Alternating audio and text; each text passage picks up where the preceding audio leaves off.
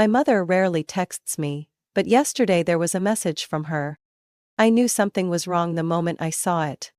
Family meeting, 7 p.m., mandatory attendance. No greeting, no check-in, just a command. Like I was an employee in their company, not their daughter. I stood in front of the house I had grown up in, my hand hovering over the intricately carved brass doorbell. I knew that behind this door, nothing was waiting for me except disappointment and judgment. A sleek Mercedes sat in the driveway. A bitter reminder that in the Sinclair family, success was measured by prestige, an Ivy League degree, and bank account figures. And me? I had chosen a different path. One they had never understood and never wanted to. The door swung open before I could knock. "You're late," my mother said, lips pressed so tightly together that I thought, if she loosened them, another reprimand would spill out. I glanced at my watch. 6:58. In this family, even being on time meant I was late. As I stepped into the living room, the tension was immediate. Rebecca, my eldest sister, sat upright on the couch, her lawyer's briefcase neatly placed at her feet. Daniel, the youngest, a successful entrepreneur, remained glued to his phone as if I didn't exist. Lucas, my older brother, was still in his doctor's scrubs, arms crossed, his gaze filled with quiet disapproval. My father stood near the fireplace, hands clasped behind his back, his expression as rigid as a general about to deliver a verdict. "Sit down, Savannah." I glanced at the single chair positioned directly across from all of them. They sat together. I was isolated. An outsider. Slowly I sat down, my back straight, my gaze unwavering. "What is this about?" I asked, though I already knew the answer. Rebecca opened her briefcase and pulled out a thick stack of documents. "We've discussed the future of the family's public image," she said, her tone as cold as if she were arguing a case in court. "And we've come to a necessary decision. A decision in the best interest of maintaining the family's professional legacy, dating back to your grandparents," my mother added, sitting close to Lucas as if seeking his silent approval. I picked up the document, scanning the dense lines of text. I didn't need to read carefully to catch the key phrases. Termination of family relations. Forfeiture of inheritance rights. Severance of all financial ties. A dry laugh escaped me, breaking the heavy silence. "You're disowning me." I looked at each of them, daring them to deny it. "This isn't personal," Daniel finally spoke, his voice indifferent. "It's just business. It wouldn't be ideal if my associates found out I had a sister working in that kind of profession." "Business?" I raised an eyebrow. "I'm your sister, how is this not personal?" My father sighed, shaking his head. "Your lifestyle reflects poorly on this family. That so-called job of yours is a business," I cut in. "Is a joke," Lucas interjected. "Everyone at the hospital knows I have a sister who makes cheap crafts. That does nothing for my reputation." My fingers tightened around the stack of papers. I had grown used to their judgment, their disappointed sighs. But I had never expected them to actually cut me out. My mother spoke, her tone softer, but laced with the same underlying contempt. "We gave you every opportunity, the best schools, connections, support. But you threw it all away to play with glue and paint?" I took a deep breath, forcing down the anger rising in my chest. "Where do I sign?" My mother blinked, as if she had expected rage or begging, but not indifference. "Savannah, if you reconsider," I asked, "where do I sign?" Rebecca hesitated, then pointed to the bottom of the page. 10 minutes later, it was done. As I set the pen down, an eerie lightness filled my chest, the feeling of breaking the last chain that had bound me. "I hope you understand," my father said as I stood up. "This is what's best for the family, for our image." I paused at the door, turning to look at them one last time. "The funny thing is, you've always been afraid that I would tarnish the family's name. But not one of you ever actually knew what I've built. Or what I will become." My mother opened her mouth to speak, but I held up a hand. "You chose to cut me off, now live with that choice." The door clicked shut behind me, too softly for the weight of what had just happened. I stepped into the cool night air, taking a deep breath. I was sad, but I couldn't say it out loud. I got into my car, my hands trembling as I wiped away the tears that had already fallen. The family I had loved, had fought to be a part of, had abandoned me. But I would show them. I would prove them wrong. 3 days later, I sat in my workshop, slowly stirring the glossy finish on a wooden sculpture made from reclaimed materials. I had worked through the night to complete it, not because of a deadline, but because I didn't want to think. They really did that to you? Lena's voice, my best friend and long-time business partner, pulled me from my daze. She set a cup of coffee on the table, her brown eyes burning with outrage. Not only did they disown me, but they made sure I had no financial ties left with them, I said, my voice eerily calm. And you just signed without a fight? Lena gaped. I shrugged. What was there to fight for? If they were so eager to cut me off, then I had no reason to stay, tied to that cold, lifeless house. Lena shook her head, about to say something, when the workshop door burst open. Ethan, my business partner, stormed in like a whirlwind, his laptop clutched tightly in his arms. Savannah, you need to see this, now. Another order issue? No, a huge opportunity. Ethan set the laptop on the table, spinning the screen toward me. On the homepage of Living in Style, a headline blazed across the screen. The young artist transforming sustainable interior design. Meet Savannah Sinclair. I blinked, unable to believe what I was seeing. Did they just publicly call me an artist? Lena practically screamed in excitement. Not just that, you're also recognized as a pioneer in the recycled interior design movement. Ethan tapped his fingers on the table. That's not all. Do you know who shared this article? I shook my head. Business Forward. I froze. The top business magazine? Exactly, and they want you on the cover of their next issue. I looked at Ethan, then back at the screen. My heart pounded.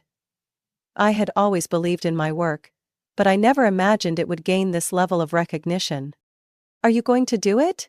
Lena asked, hope shining in her eyes. I took a deep breath. Of course. The article about me spread like wildfire. Within a month, my workshop's revenue skyrocketed 50-fold. Orders flooded in from everywhere, even internationally, from small boutique stores to high-end luxury brands. A prestigious recycled furniture chain reached out, wanting to collaborate on an exclusive collection. My company had transformed overnight in ways I never could have imagined. I was constantly meeting clients, signing contracts, and expanding my business. I had truly built something of my own, a growing empire. And then, my phone started buzzing with names I never expected to see. Dad. I stared at the screen. His message was brief. Call me. I didn't reply. A moment later, my phone vibrated again. Rebecca. We need to talk. Call me when you have time. I scoffed. When they signed the papers to cut me off, did any of them think this day would come? Another message? Lucas. I read the article. Congratulations. Mom and Dad want to see you. I didn't reply to any of them. Instead, I checked my schedule. Tomorrow morning, I had a cover shoot for Business Forward. After that, I was meeting with a well-known TV producer who had invited me to The Today Show to talk about my journey. My family could wait. Because this time, I was the one in control. I always knew this day would come. With my relentless hard work, it was inevitable. 3 days after my Business Forward interview was published, my phone wouldn't stop buzzing. First, a message from Rebecca. We need to talk, it's urgent, call me as soon as possible. I didn't respond. Then, from Lucas. Savannah, Mom and Dad want to see you, they said it's a family matter. A family matter. How ironic. When they signed me out of their lives, did they consider me family, then? I put my phone down and went back to work. But, less than an hour later, it rang again. Dad. This time, I slowly picked it up and read the message. Dinner at home. 7 p.m. on Sunday, the whole family will be there. We need to talk, sweetheart. No greeting. no small talk. Just another command. Like I was still their obedient daughter. But this time, my father had called me sweetheart. I set my phone down, thinking for a moment. Then, I typed a short reply. Okay. I didn't arrive early. This time, I made sure to show up exactly at 7 p.m. As I stepped onto the front porch, I noticed that nothing had changed. The same familiar Mercedes parked in the driveway, the perfectly trimmed hedges, the spotless white paint. A picture of success they had always worshipped. I raised my hand to ring the doorbell, but the door opened before I could touch it. My mother stood there, her eyes slightly puffy as if she had been crying, but her voice remained composed. "Savannah, you're here." Her greeting felt strange. I didn't respond. I just walked inside. The living room was eerily silent. Rebecca, Lucas, Daniel and my father were all seated, just like the day they cast me out. But this time, there was no disdain, no judgment. My father cleared his throat, breaking the silence. "Everyone sit down, we have something to discuss." I glanced around, then slowly took my seat. This time I was no longer the weak one. I was far more confident. "Why am I here?" I asked, crossing my arms. Rebecca was the first to speak. "My company is in trouble." I wasn't surprised. "The car company?" I scoffed. "It was doing fine when I left, wasn't it?" Lucas shifted uncomfortably in his seat. "We're having issues with our loans. The auto industry is changing and we're falling behind." "So what do you want from me?" I asked bluntly. My father slowly placed his hands on the table, his expression serious. "We want to partner with you, Savannah." Silence filled the room. I looked at each face in front of me, masking my amusement. So they had finally realized my worth. But I hadn't come here to help them on their terms. Leaning back, I let a small smile play on my lips. "All right, let's talk conditions." I agreed to meet them, but on my terms. If they wanted to discuss business, we would negotiate like strangers. We would meet at a restaurant, my choice, and they would arrive on time. I chose the Langston, one of the most exclusive restaurants in the city, the same place my family used to brag about being regulars. But times had changed. Now I was the VIP. I arrived exactly on time, no earlier, no later. As I stepped inside, the staff immediately recognized me. "Good evening, Miss Savannah," the manager greeted me with a warm smile. "Your table is ready. The chef has also prepared a special menu for you tonight." I nodded in acknowledgement and followed him to the private dining room. My family was already there. My mother sat stiffly, clutching her napkin. Rebecca maintained a professional demeanor, as if preparing for a courtroom argument. Lucas had his arms crossed, trying to look confident. Daniel kept his eyes on his phone, but this time, I could see the tension on his face. And my father, the man who always prided himself on being the strong pillar of the family, was looking at me differently now. No furrowed brows, no harsh scowls. I pulled out my chair and sat down slowly. "So," I said, lifting my wine glass, "what do you want?" My father exhaled deeply, breaking the silence. "The company is in crisis, Savannah. The bank has pulled our loans. We have less than 60 days to pay or lose everything. The auto industry is changing too fast," Lucas added. "We haven't kept up. No one wants to invest in an outdated family business anymore." "But you can change that," my mother chimed in, her voice softer. "Your image, your reputation." I let out a quiet laugh. "My reputation?" I tilted my head. "You mean the same reputation you called shameful a year ago?" No one spoke. I set my wine glass down and folded my arms. "You don't want me," I said, calmly but sharply. "You want what I can bring you." Rebecca sighed and pulled out a file. "Savannah, we're all adults, this is business. Yes, we made mistakes, but we need to save this company and we need a new direction. If we partner." "Partner," I let out a dry chuckle. "You didn't partner with me when you threw me out of your lives, but now, when the company needs saving, suddenly I'm a valuable business associate?" My father gritted his teeth. You don't have to do this, Savannah. Do what, Dad? I tilted my head. Live by my values? Stand by what I believe in? You always told me never to let anyone take advantage of me. Well, if this is me doing this, then congratulations. I'm following your advice. The air in the room grew heavy. A waiter stepped in, quietly placing the appetizers on the table. No one touched the food. After a long silence, my mother placed her hands on the table, looking at me with pleading eyes. You're the only one who can help us. I stared at her for a long moment. Then, I stood up. I used to value family, I said slowly. If, back then, you had simply supported me, I wouldn't hesitate to help you now. But you made one thing very clear. I'm not part of this family anymore. Because my career, my lowly job, was a disgrace to you. I picked up my bag and turned to leave. Savannah! My father's voice called after me, laced with impatience.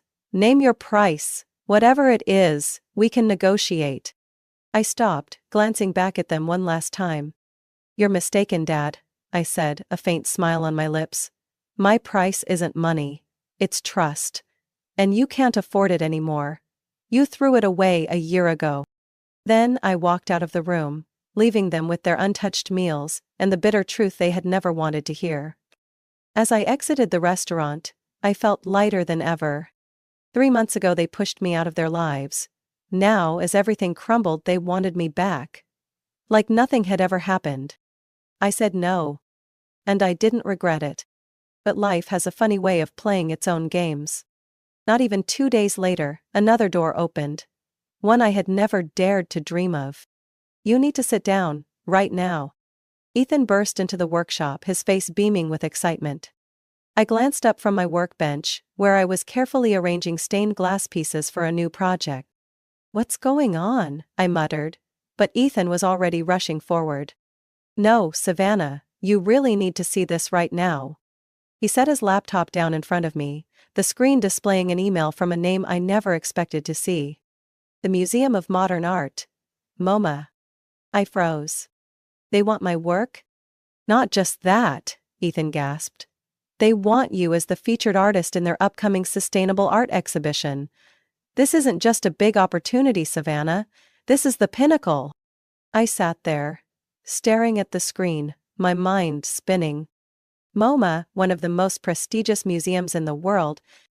If I accepted, my work wouldn't just be featured in fashion magazines or high-end showrooms. It would become art. It was everything I had ever dreamed of. I slowly leaned back in my chair, feeling the heavy thump of my heartbeat in my chest. But when one door opens, the past always finds a way to knock. Just a day later, a message from Lucas appeared on my phone. Mom has been crying a lot. Dad too. Can you come see them? I didn't respond. A few hours later, Rebecca sent a long email. Her words weren't as sharp as usual. There was a rare hint of sincerity. Savannah, I know we were wrong, we acted like fools, but please, think about Mom. She really needs you. I turned off my phone, telling myself I wouldn't let emotions sway me. But that afternoon, something changed everything. A letter arrived, something I had never received from my father before. Slowly I opened the envelope and recognized the strong, familiar handwriting. Savannah. I've written this letter dozens of times, but there is no way to make it perfect, no way to justify what I've done. I was wrong. About everything. You have always been the strongest one in this family, not because of your success or fame, but because you had the courage to choose your own path, despite everything. It took me too long to realize that. And maybe, I don't deserve to have you back. But if you can give me a chance to make things right, I would be grateful. Love. Dead.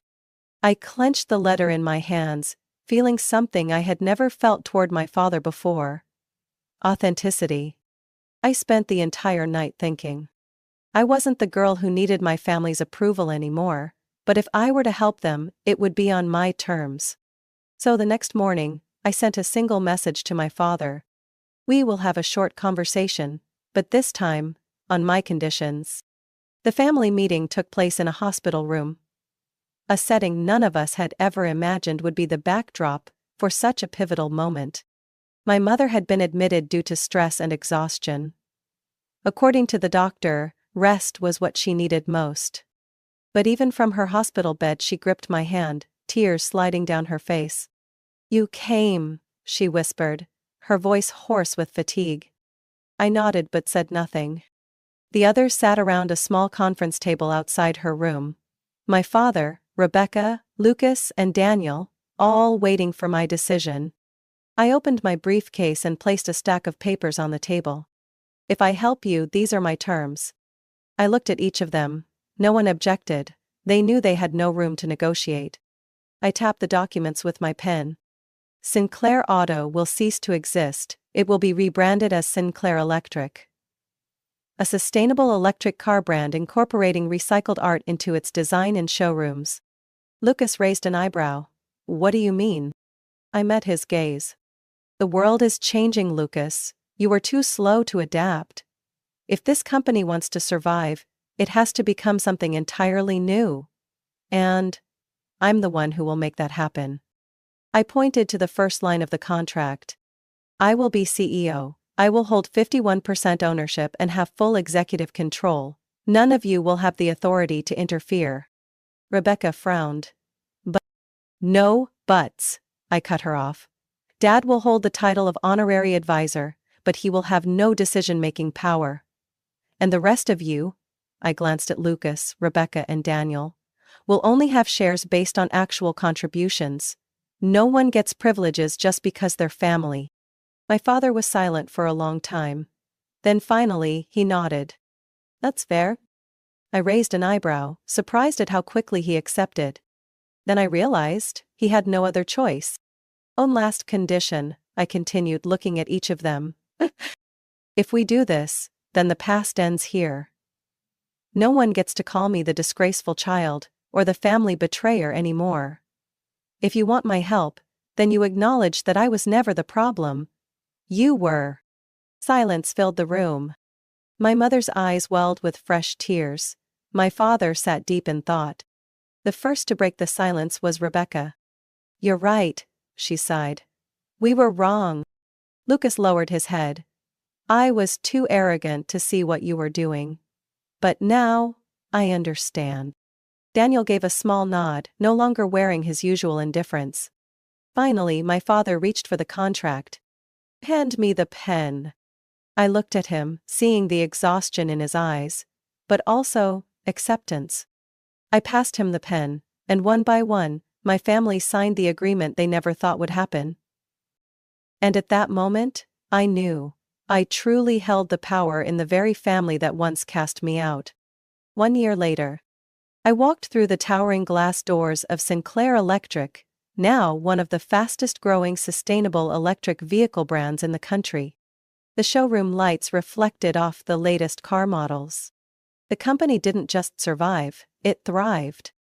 We had secured a major partnership with one of the largest battery manufacturers, giving Sinclair Electric vehicles a range that outperformed the competition.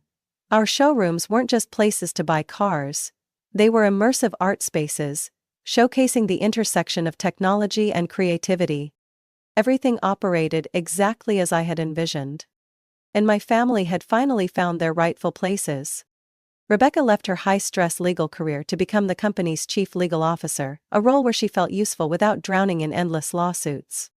Lucas, the same person who once mocked my work, now led the development of an electric medical vehicle fleet, ensuring hospitals had environmentally friendly transportation.